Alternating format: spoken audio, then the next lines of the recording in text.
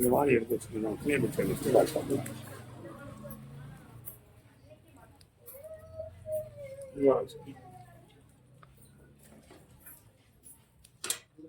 இந்த மலாங்கத்தில் பண்ணமா மலாங்கத்தில் வந்து யாரையும் அழிக்க தெரியாது.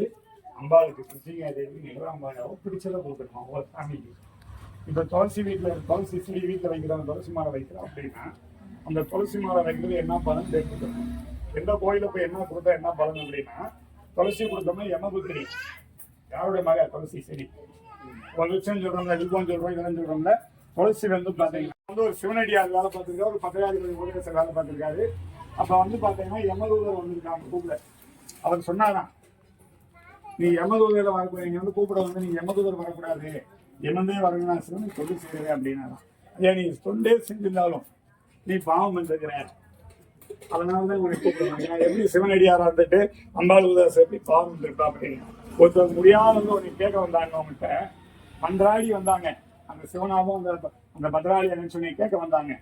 நீ போயிட்டு என்ன வேண்டாம், அவங்க மதிக்காம போன்ட்ட. அவங்க வந்ததே சிவபெருமான் வந்ததே. அந்த மக்களை நீ மதிக்கலைன்னா